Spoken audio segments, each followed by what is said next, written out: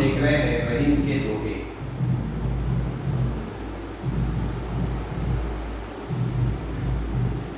अगला दोहा है,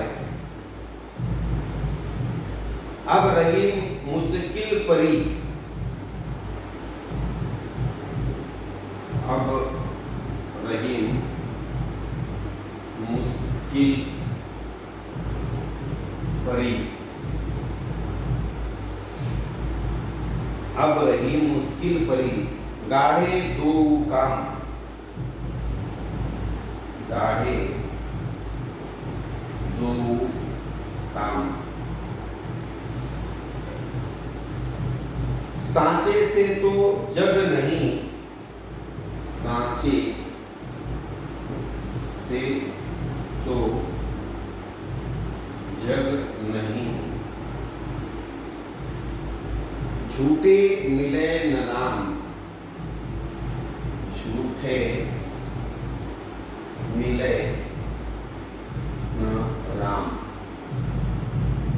देखिए रहीम जी यहाँ पर इस दोहे के माध्यम से समझाना चाहते हैं। रहीमदास जी इस दोहे के माध्यम से कहते हैं, इस दुनिया में बहुत मुश्किल है अगर आप सत्य का साथ देते हैं। बहुत ही गहरा अर्थ इस दोहे के माध्यम से, इस प्रसिद्ध दोहे के माध्यम से रहीम जी हमें बताना चाहते हैं।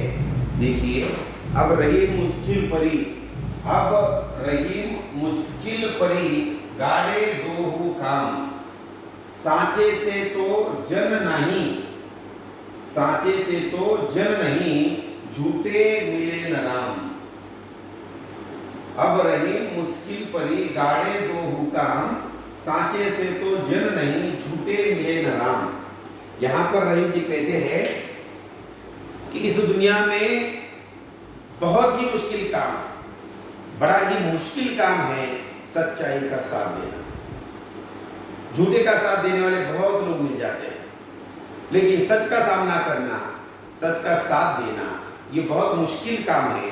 अगर आप सत्य का साथ देते हैं तो दुनिया आपसे नाराज रहेगी। अगर आप इस दुनिया में झूठ बोलते हैं तो आपको कभी भगवान नहीं मिलते। अब यहाँ पर दोनों भी बातें रहीम जी समझाना चाहते हैं कि अगर आप सच बोलने की हिम्मत दिखलाते हैं, अगर आप सच का सामना करते हैं, अगर आप सच का साथ देते हैं, तो दुनिया आपसे अवश्य नाराज होगी, नाराज ही रहेगी। लेकिन इसका अर्थ ये नहीं है कि आप सच का साथ छोड़ दें, क्योंकि आपके सच्चाई से, आपके सच पर चलने से, आपके सच्चाई के रास्ते पर चलने से दुनिया भले ही नाराज हो, दुनिया भले ही आपको छोड़कर चली जाए, दुनिया वाले लोग, ये समाज, ये रिश्ते, ये मित्र भले ही आपका साथ छोड़ दे सिर्फ आपके सच बोलने से, लेकिन जो यह पालनहार है, जो यह दुनिया चलाता है, जो यह कुदरत चलाता है, वह आपसे नाराज नहीं होता है, बल्कि आपसे खुश होता है। इसलिए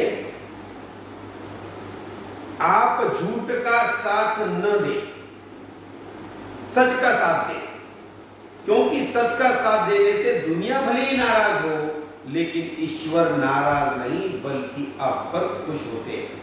इसलिए सच का ही साथ देना चाहिए।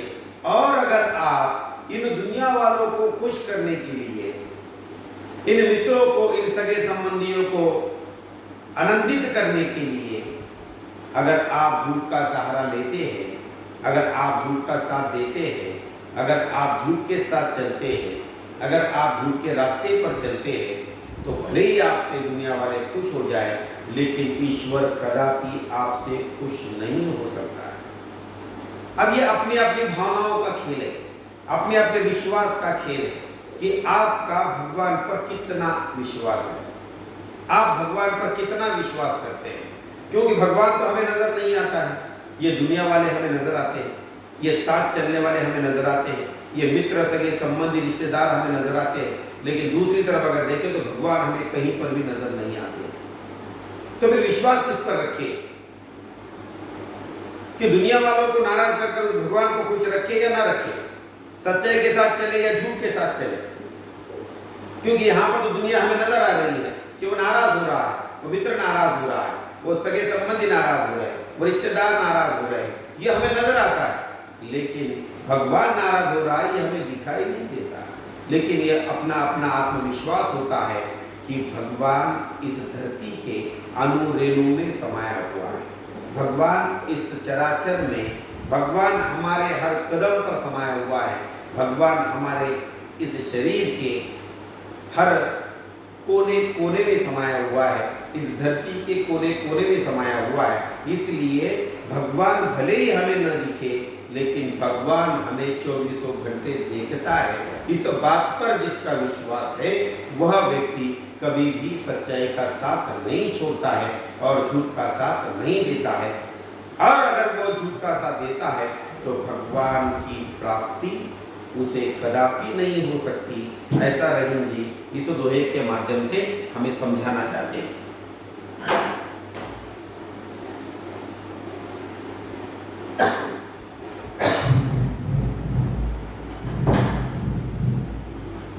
दूसरा दोहा है,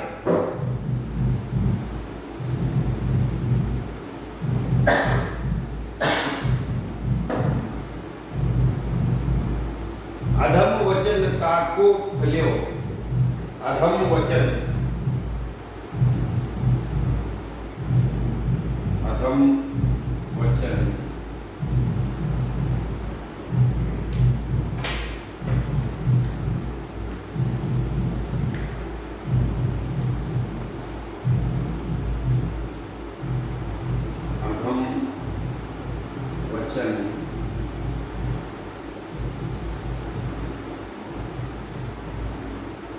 अधम वचन काको फल्यो। काको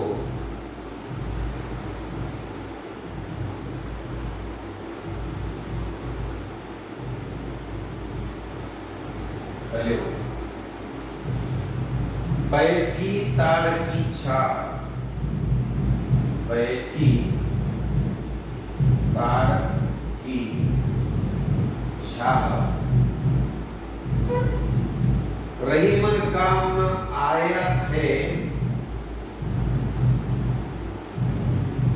रही मन काम न आया है,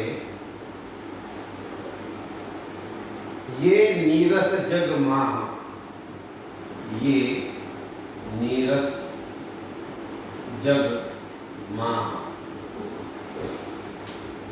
अर्थात रहीम जी का इस दोहे के माध्यम से कहना है कि जैसे ताड़ की छाया में बैठने से कोई फल नहीं मिलता, इसी प्रकार निंदनीय वचन फलदायी नहीं होते। कितना अच्छा अर्थ रहीम जी यहाँ पर हमें समझाना चाहते हैं। दोहा है, अधम वचन काको फल्यो। अधम वचन काको फल्यो, बैठी ताड़ की छाह, रही मन काम न आय है, ये नीरस जग माह। कितना अच्छा अर्थ रहीम जी यहाँ पर बता रहे हैं कि जैसे ताड़ की छाया में बैठने से कोई फल प्राप्ति नहीं होती है, कोई फल हमें नहीं मिल पाता है, उसी प्रकार निंदनीय शब्द बोलने से, निंदनीय वचन कहने से हमें कोई फल प्राप्ति नहीं होती है, वो हमारे लिए फलदायी नहीं होता है। जो मनुष्य संसार में आकर किसी के काम नहीं आते, वे मनुष्य संसार में रसहीन होते हैं। जैसे वह ताड़ खजूर का पेड़ ऊंचा होता है, जो हमें छाया भी नहीं दे पाता, तो वह पेड़ जो हमें छाया भी नहीं दे पाता, वो फल हमें क्या देगा। उसी प्रकार जो व्यक्ति इस संसार में आकर किसी के काम नहीं आता है, सिर्फ अपना ही जीवन जीता है, स्वार्थ पर जीवन जीता है, ना वह किसी समाज के काम आता है, न वह किसी मित्रों के काम आता है, न वह किसी रिश्तेदारों के काम आता है, न माता पिता के काम आता है, न गुरुजनों के काम आता है, तो फिर उस व्यक्ति के जीवन को कोई फल प्राप्त नहीं होता है। इसलिए हम अगर किसी के काम में आए तो कोई हमारे काम में आ सकता है। रहीम जी कहते उस पेड़ का कोई महत्व नहीं जो दूसरों को छाया भी नहीं दे सकता, वैसे ही उस व्यक्ति का भी कोई महत्व नहीं जो दूसरों के किसी काम नहीं आता। इस तरीके से रहीम ने यहाँ पर इस दोहे का अर्थ हमें समझाना चाहा है।